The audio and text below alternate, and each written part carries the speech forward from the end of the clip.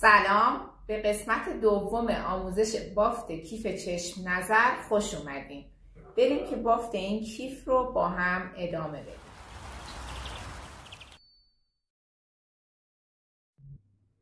شروع ردیف پنجم. خب ردیف پنجم رو ببینید ردیف پنجم ما میشه این که نصف مهره ها سفید، نصف مهره ها آبی کاربونی هستش و خونه های ششتایی 1 2 3 4 5 6. ببینید حالا همش این خونه های ششتایی تو طول این ردیف تکرار شده، یعنی ما فقط خونه ششتایی داریم. بریم که ببافیم.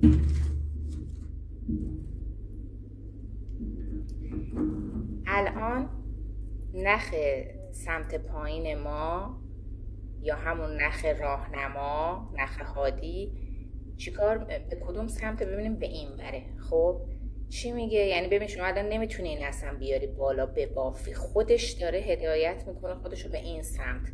میگه من از این مهره میخوام رد شم.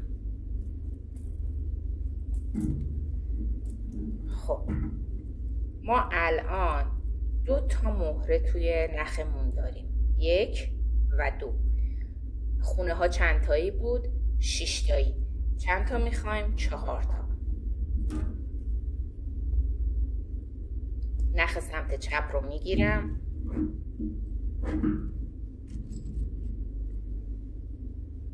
یک 2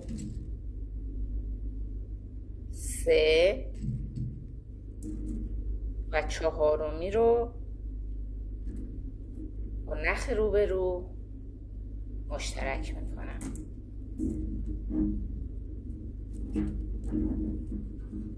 ببینید اولین خونه از این ردیف بافته شد. خب حالا برای خونه بعدی باز نخ پایین، نخ هادی خودش داره میگه من از اینجا میخوام رد شم.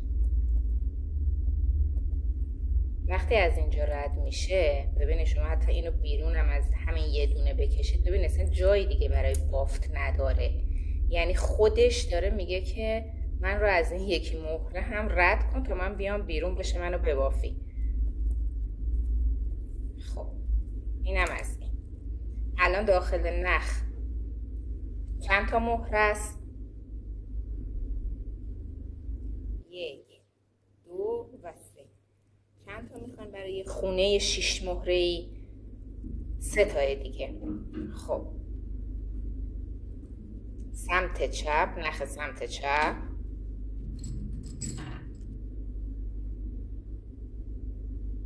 1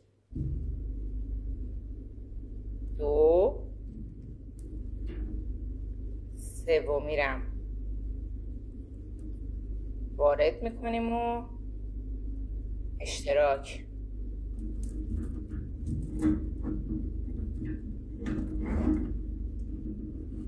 ببینید شد 2 تا خونه های 6 مهره‌ای و همین کار رو تا انتهای ردیف که دوباره برسیم اینجا تکرار میکنیم. خیلی هم ساده است. یه دونه دیگه باز من میبافم که دیگه مطمئن باشم که همه چی رو گفتم و خدای نکرده شما از کمگویی من گیج نشده باشین. نخ پایین از این رد میشه، از این رد میشه.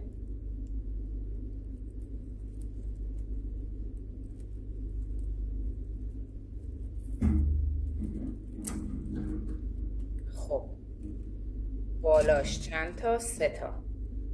1 ببخشید 1 2 سومی مشترک.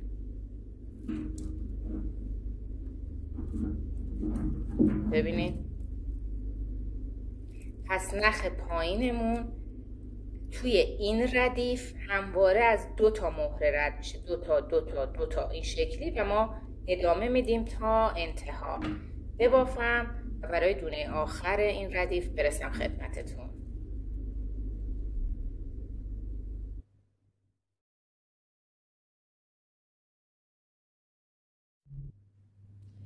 میخواستم تا انتها ببافم که اینجا خدمتتون برسم، ولی دیدم خب نخ داره تموم میشه. ببینید چقدر از این نخ مونده. حالا با هم کور کردن و اضافه کردن رو اینجا انجام میدیم. خب باز من یه دونه ببافم. ببینین الان 3 تا داریم. 1 2 سومی.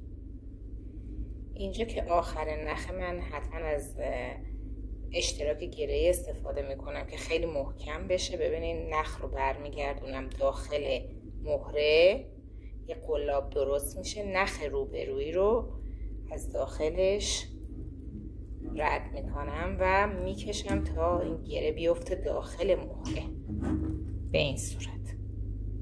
خب حالا اضافه نخ رو یا بقیه نخ رو اینقدر توی این مهره ها رد میکنم، میچرخونم تا این نخ ما تموم بشه. ببینید مثلا الان از اینجا دارم رد میکنم. این یه دونه رم باز بر میگردونم توی این، از اینجا رد میکنم.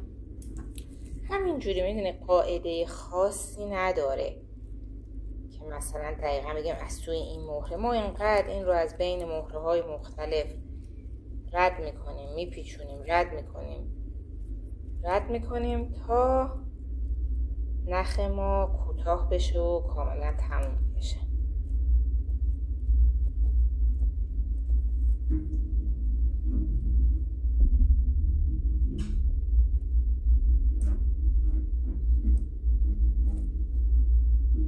دوباره مثلا از اینجا رد میکنم. ببینید دوستان اینو همینجوری رد میکنیم، میپیچونیم، رد میکنیم تا تموم شه. خب حالا الان من بقیه‌اش رو بعداً انجام میدم. باید به شما بگم نخ چطور اضافه میشه. الان اینجا ببینید من باز یه نخ 3 متری دیگه جدا کردم. کجا تموم شد نخ ما؟ اینجا، یعنی این خونه بافته شد و تموم شد. الان مجددا ما نخ جدید رو باید از همین خونه رد کنیم.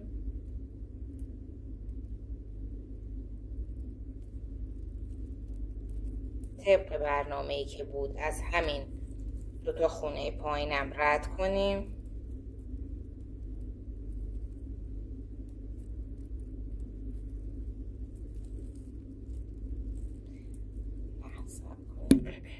خب بذارین. این حالا الان هی میره داخل اون یکی. خب اوکی، از اینم رد شد. خب و مثل قبل کار رو ادامه میدیم. به همین آسونی 2 تا سر نخ رو همسر میکنیم مثل قبل. چند تا مهره داریم؟ 3 تا مهره توی نخ داریم. برای یه خونه 6 تایی 3 تا مهره دیگه میخوام. دوباره به نخ سمت چپ 1 2، این هم سومی رو مشترک میکنیم.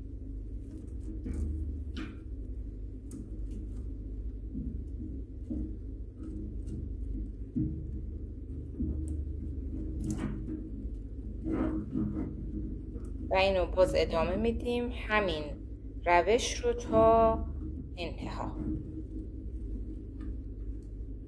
من برم این نخا رو رد کنم از بقیه مهره ها. اضافهش یه خورده کوچولو قاعدتا بیرون میمونه. با قیچی با نخچین یا قیچی میچینم و اینو میبافم و به دونه آخر که رسیدم میام خدمتتون. رسیدیم به بافت آخرین خونه این ردیف. خب تا اینجا بافتیم. باز نخ پایین رو از آخرین دونه رد میکنیم،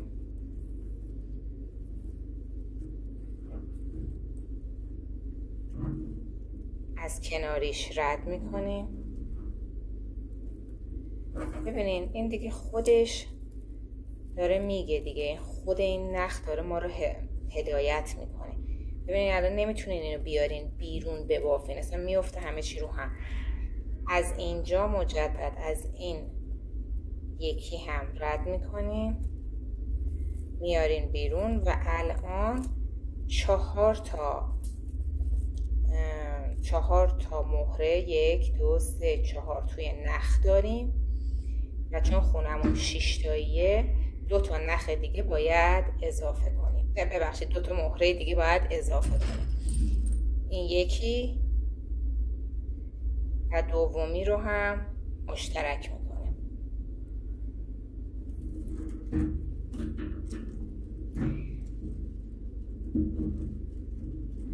و اینجا ردیف پنجم ما تموم میشه. میمونه یه ردیف دیگه که ردیف ششمه، با هم میبافیم.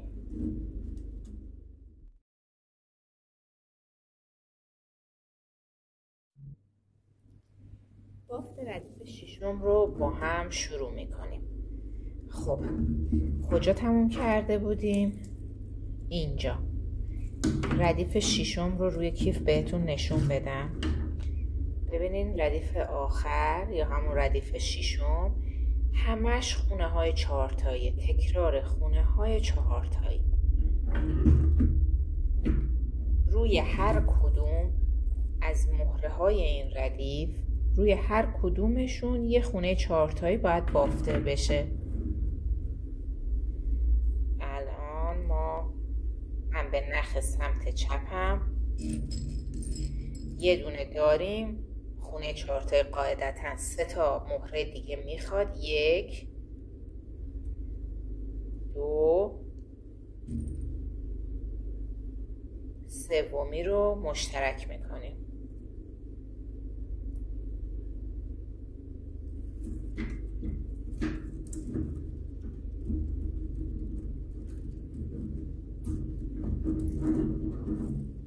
ببینید خونه اول بافته شد. خب میریم سراغ خونه بعدی. نخ پایین از این مهره رد میشه. ببینید از اینجا ردش میکنه. خب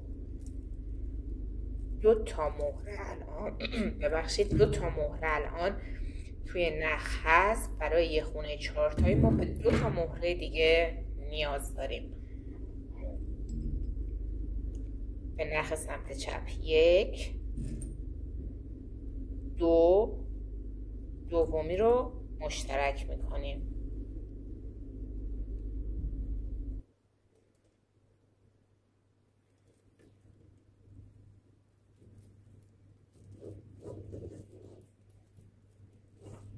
ببینید باز یه دونه دیگه میبافم.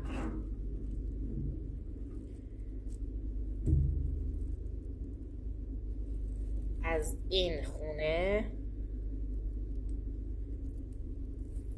رد میکنیم.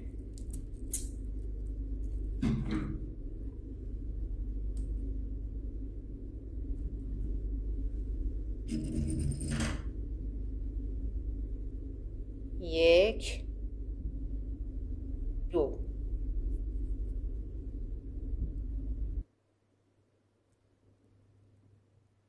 دومی رو مشترک میکنیم.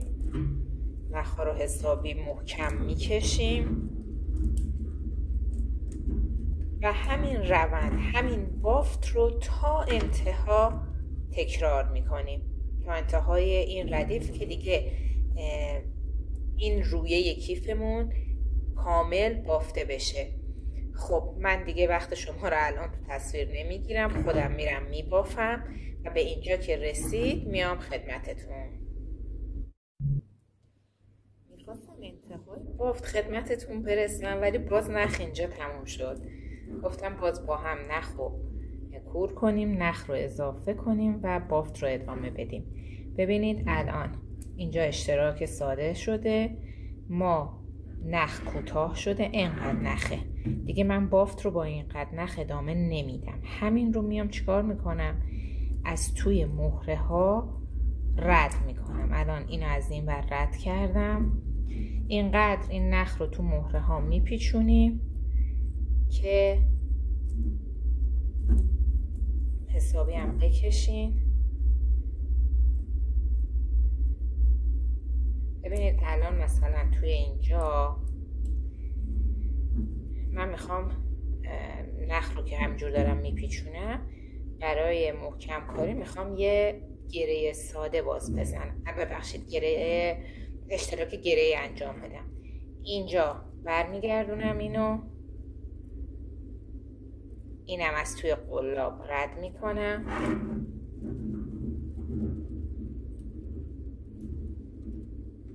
خب ببینید چقدر محکم شد.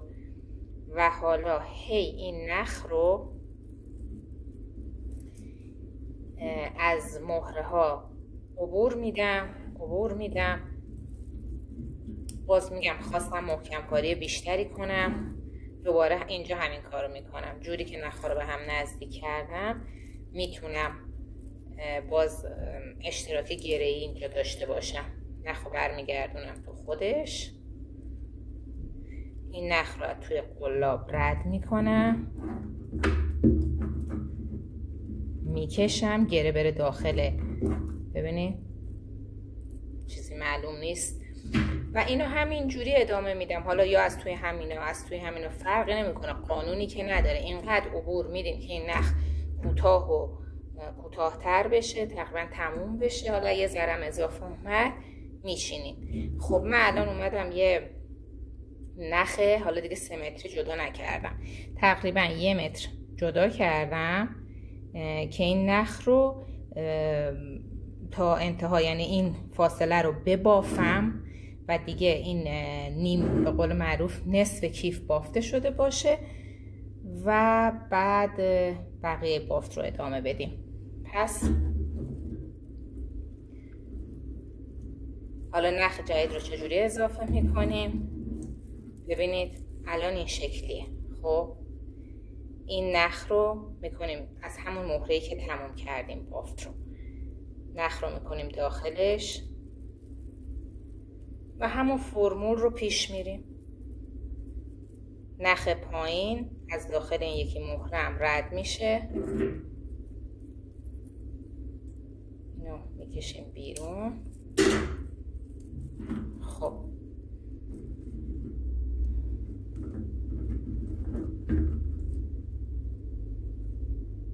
نخ رو همسر میکنیم و بافت رو شروع میکنیم.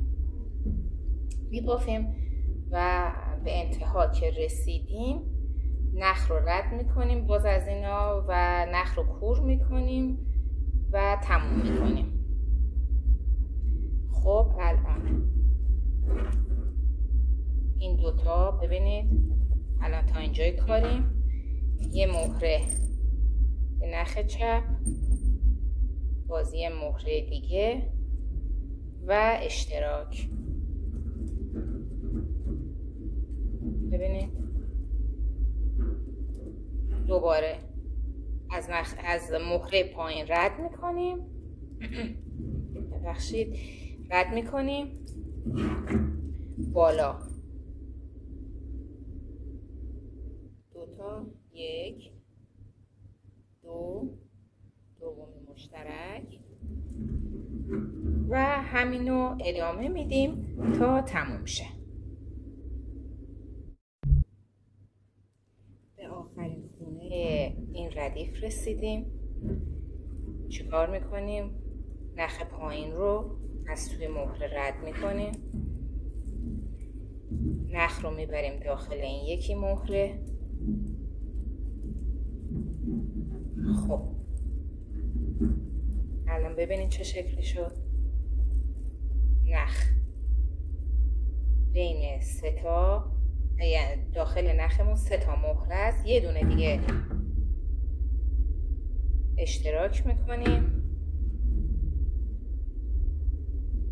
و بافت تموم میشه. یک رویه کیف رو شما بافتیم. من اینجا هول و هوش 1 متر نخین آخر سر جدا کردم. شما خواستین جدا کنین بیشتر، 1.5 متر اینا جدا کنید که این انتها دیگه اینقدر کوتاه نشه.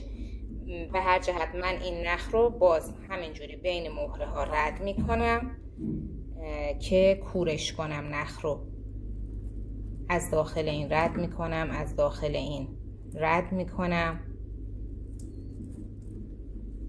باز میام اینجا و یک اشتراک گره انجام میدم.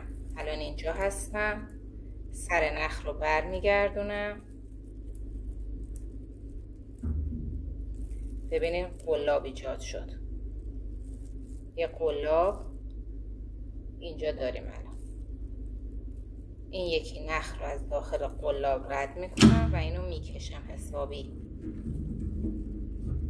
ببینید گره‌ام رفت داخل. حالا در ادامه این نخ رو باز از توی همینا رد میکنم تا نخ تموم بشه. خب ما یک رویه رو بافتیم، یه رویه دیگر هم شما میبافین که 2 تا رویه داشته باشیم و بعد بریم ببینیم چجوری این 2 تا رویه رو باید به هم وصل کرد. خب شما اینو که یاد گرفتین، قاعدتا هر جاش که یادتون رفته و مشکل دارین برمیگردین فیلم رو از اول نگاه میکنید و میبافید.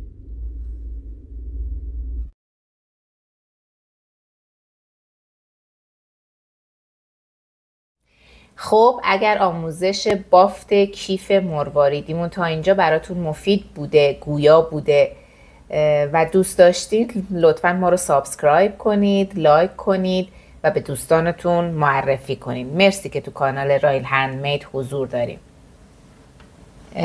خب حالا ادامه آموزشمون. خب ما 2 تا رویه کیف بافتیم و حالا میخوایم ببینیم که کدوم قسمت رو به عنوان دهانه انتخاب کنیم و چقدر بازی این دهانه باشه. ببینید شما اینو بذارین جلوتون، خب یه جوری که کلا این 6 ضلعیه روبروتون باشه. بعد من این کارو میکنم، یه خطکش میذارم این وسط که تقارن کامله. ببینید میشه یه نیم دایره کامل. اون مهره‌ای که در راستای وسط این کاره، یعنی شما وقتی اینو میذاری بین این دوتا، وقتی خطکش رو میذاری، اون مهره‌ای که این در راستای این وسط هست، یعنی قشنگ وسط کار هست، من اینجا رو با یک دونه لاک علامت زدم وسط کاره. بعد میام چی کار میکنم؟ ببینید الان مشخصه. اینجا رو علامت زدم. دستتو که بگیری بیاری پایین مستقیم قشنگ میشه وسط مرکز دایره، در راستای اونه. خب حالا من 6 تا خونه میرم این ور. ببینید 1 2 3 4 5 6 و 7. پس یه 2 دیگه میشماریم. 1 2 3 4 5 6 7 و روی 7می اینجاشو من علامت میزنم. از اینجا باید کیف شروع بشه به بافتن و همینطور 1 2 3 4 5 6 7. 7مین خونه از این برم علامت میزنم. خب پس در حقیقت دهانه کیف ما 12 تا خونه باز این وسط داره. نگاه کنین 1 2 3 4 5 6 7 8 9 10 11 12. این خونه و این خونه که علامتشون زدیم، از اینجا باید بافت ما شروع بشه. اینا دیگه بافته نمیشه و باز میمونه و دهانه کیف محسوب میشه. پس یه بار دیگه سریع میگم. در راستای اینجا این مهره رو علامت میزنین که میشه وسط. 6 تا مهره از این و 6 تا خونه از این و 6 تا خونه از این و میشمارین و روی خونه 7م که میشه 7مین خونه علامت میزنین و میریم که بدنه رو ببافیم.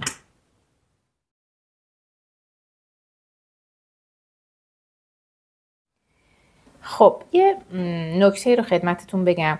وقتی شما علامت میزنید، یعنی که دهان کیف رو مشخص میکنید، از اینجا تا اینجا این دوتا مهره رو مشخص کردین، حتما روی هر دوتا روی یک کیف این کار رو بکنید و صرفا اینی که مثلا اینجوری نکنین روی یکی مشخص کنین این بندازین روی اون بگین خب اینا مثلا متقارن شبیه همه، من شروع میکنم از اینجا به اینجا بافتن.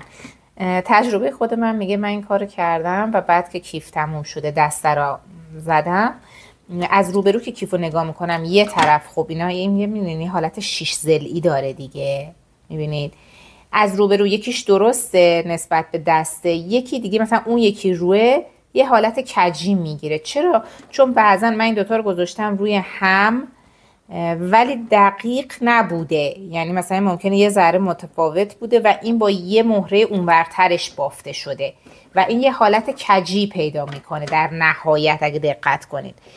بعد برای همین پس بهتره، برای همین تاکید کردم که حتما روی هر دوتا مشخص کنید و بعد بافت رو شروع کنید. خب ما عرض کیفمون 3 تا خونه است، بریم که ببافیمش. من نخ رو از اون مهره‌ای که علامت زده بودم رد کردم، نخ رو هم اندازه میکنیم و اول خب حالا یه مهره سمت چپ، یه مهره سمت راست، این سر نخ، اون یکی سر نخ،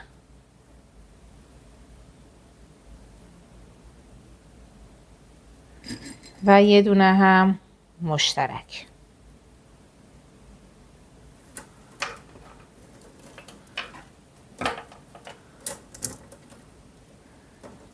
این خونه اول. خب دوباره یه دونه مهره این سر نخ، یکی سمت چپ، نخ سمت چپ، یه دونه مشترک.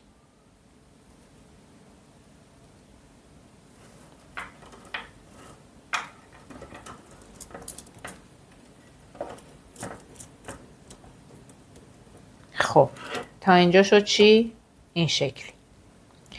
خب حالا نکتهش همین دونه سومه، مهره سوم، ببخشید خونه سومه. برای خونه سوم ما باید اینو دیگه به این وصل کنیم دیگه. برای خونه سوم به سمت راست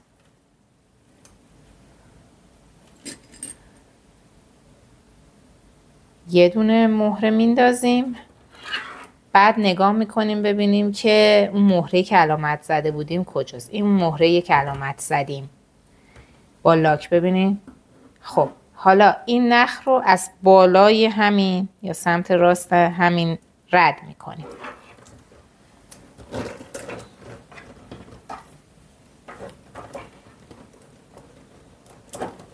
ببینید یه همچین شکلی میشه. خب و چون این بافت قراره از این ور ادامه پیدا کنه، ما دونه ای رو که مشترک میکنیم اینجاست دیگه. الان دو سر نخ رو میگیریم دستمون،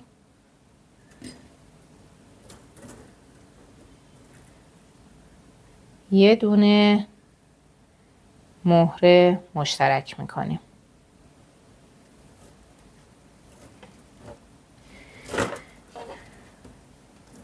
میکشیم تا انتها. ببینید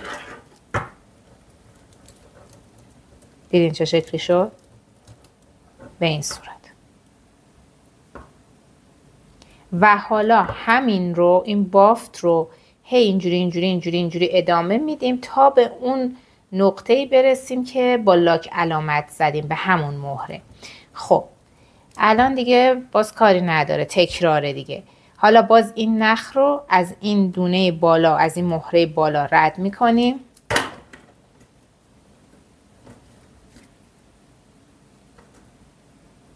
ببینید از سمت راستش رد میکنیم.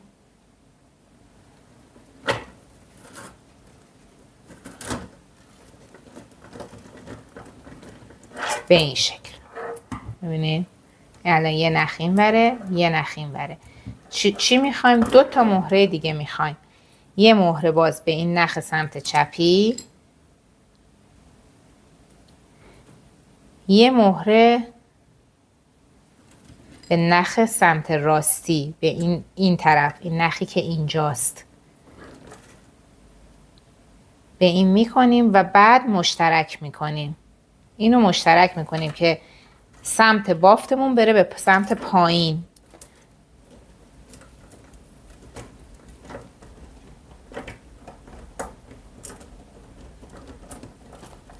ببینید، دیدین؟ خیلی راحته، چیز خاصی نیست.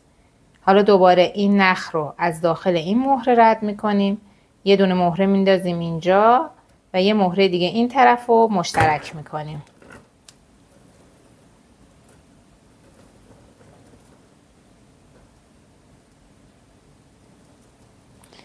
این نخ رو رد کنم، تو این نخ سمت چپی یه مهره دیگه بندازم،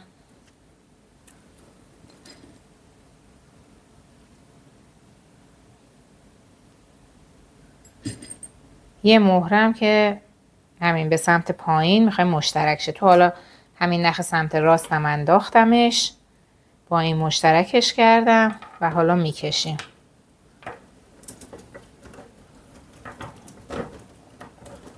ببینید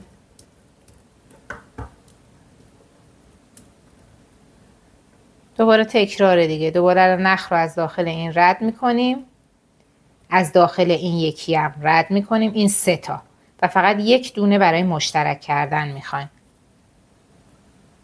این الان سر نخ رو من از داخل این رد کنم، شما ببینید از داخل این رد کنم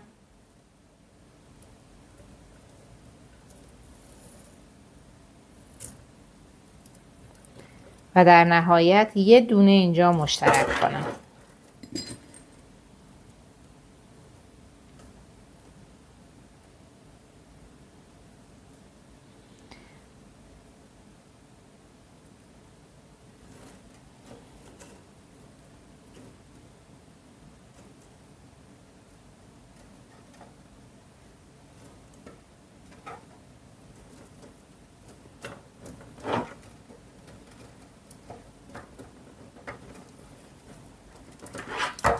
ببینید به این شکل.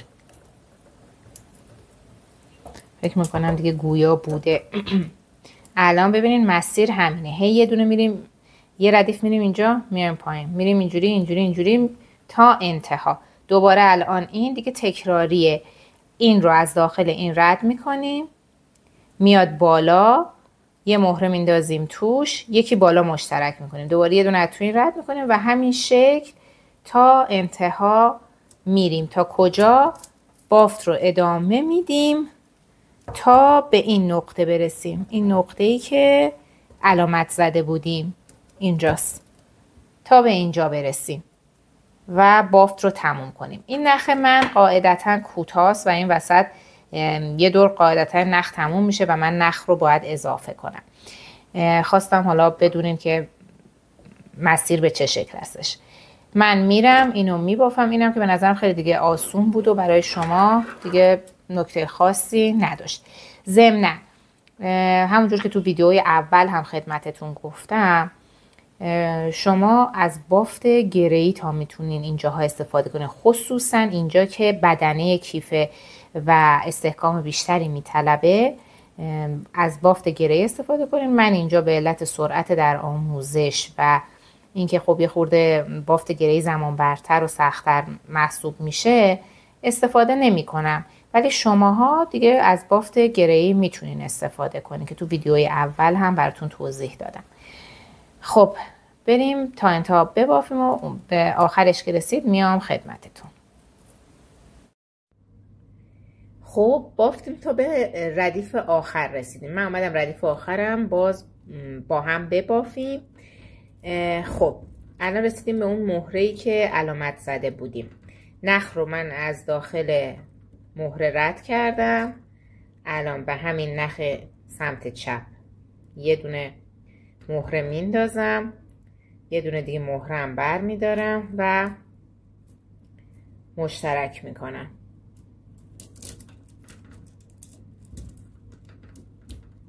دوباره این نخ رو از این مهره کناری رد میکنم.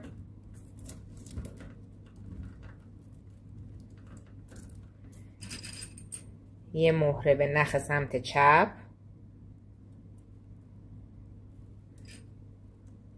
و یه مهره هم که بین دوتا نخ مشترک.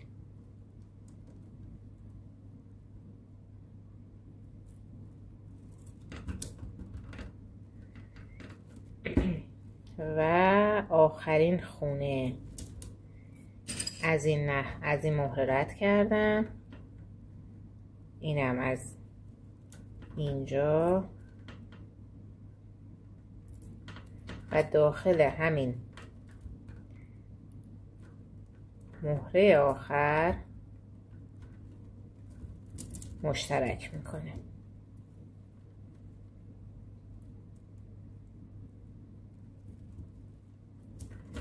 خب این بافت تموم شد. حالا ما این نخ رو باید، دو تا نخ سر نخ که موندن، باید طبق چیزی قبلا گفتیم همونجور که نخ رو کور میکنیم دوباره این نخ رو از لابلای اینا اینقدر رد کنیم، بیاریم تا اینجاها، تا وقتی که نخ تموم بشه، تا این دیگه محکم بشه.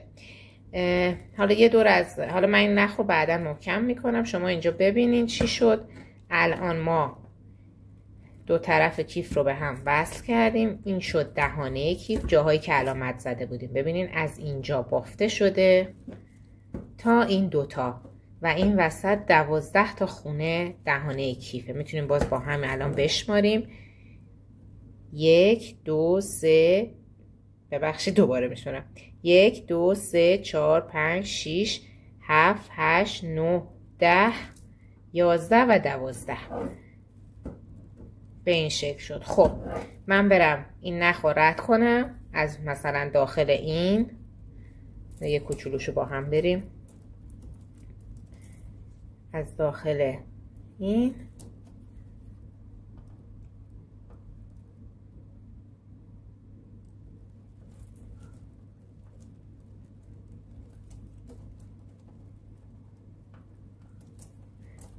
خب به این صورت میریم و اینجا الان من یه اشتراک گره‌ای میکنم و نخو میبرم پایین. برم انجام بدم و بعد بیام خدمتتون برای اتصال بند کیف. ممنون. خب برای اتصال بند من یه نخ هلوش 3 متر جدا کردم و از این مهره وسط رد کردم. قاعدتا برای این مدل بند کیف باید خونه های اینجا فرد باشه که اینم 1 2 3 و ما از وسطی رد میکنیم. میتونیم مثلا 5 تایی هم ببافیم ولی من توصیه نمی کنم. 5 تایی با این مدل بند جالب نمیشه. باید یه مدل بند دیگه برای 5 تایی استفاده بشه که استحکام بیشتری داشته باشه. این مدل بند برای همین 3 تا خونه مناسبه. حالا چقدر بند رو در نظر بگیریم؟ من همیشه رو 120 سانت در نظر میگیرم، ولی خب شما یه خوردم سلیقه‌ایه. بعضیا دوست دارن حالا کیفشون یکم پایین‌تر یا بالاتر واسطه. خب باید از حالا مشتریتون یا کسی که میبافین براش بپرسین. ولی توی قسمت یراقالاتی هم که برای کیف میفروشن توی بازار، این یراقای آماده کیف، ببینین اینا رو میگم که این یه بند کیف آماده است. اینا هم 120 سانتی تولید میشه، یعنی انگار یه استانداردیه. بعد خب منم با همین 120 مشکلی ندارم، یعنی خودم استفاده میکنم، خیلی برام مناسبه. حالا این دوتا سر نخ رو میذاریم، نخ رو رد کردیم، دوتا سر نخ رو میذاریم بغل هم اینجا و این دوتا نخ کنار همه یه مهره دوتا نخ با هم از داخل یه مهره رد میشه. همین به همین سادگی. مهره دوم، مهره سوم،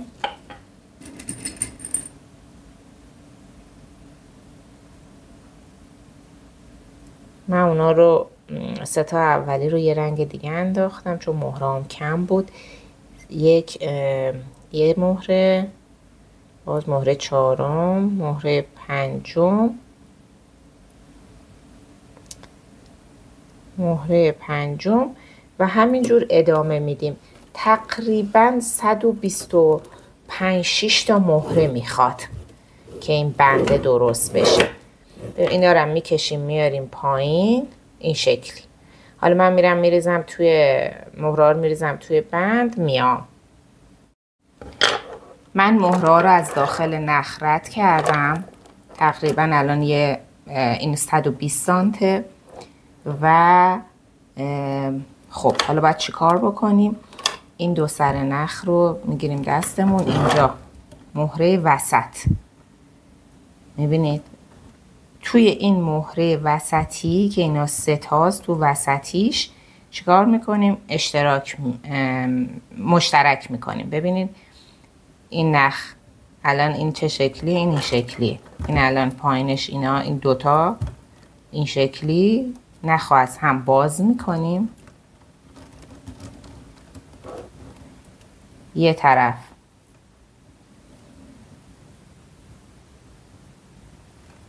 از داخل این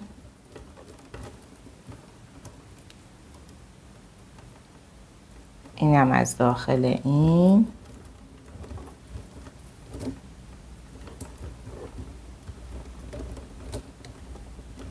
خب این بندمون. حالا این نخ رو باید کور کنین و محکم و چون بند کیفه حسابی تا جایی که میتونین نختون رو کوتاه نکنین. این از داخل این رد کردم. این نخ رو هم از داخل این یکی مهره میارم بیرون. دیگه سعی کنید از اینجا، چون این بند کیفه و قرار خیلی مستحکم باشه، همه گره هایی که میخواین چیز کنین کور کنین نخو گره اشتراک گره ای باشه. یعنی الان من اینو از داخل این رد میکنم. خب اشتراک گره ای چی بود؟ اینو باعث برگردونم داخل خود مهره.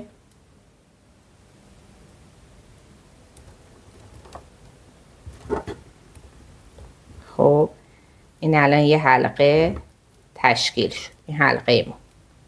خب حالا از داخل این حلقه باید اون یکی نخ رو که از این مهره اومده بیرون رد کنم. میره داخل حلقه، میکشم بیرون و میبینید الان اینو میکشم با دستم اینور که این گره بیفته داخل این مهره و این محکم بشه. همین روند رو ادامه میدم. دوباره از این مهره رد میکنم، این نخ رو میبینید از این یکی مهره رد میکنم،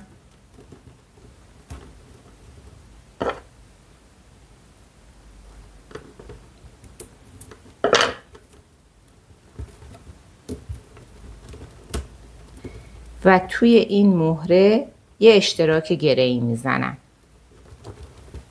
نخ رو میبرم داخل مهره، میکشم بیرون، برش میگردونم دوباره داخل همون مهره که یه قلاب تشکیل بشه.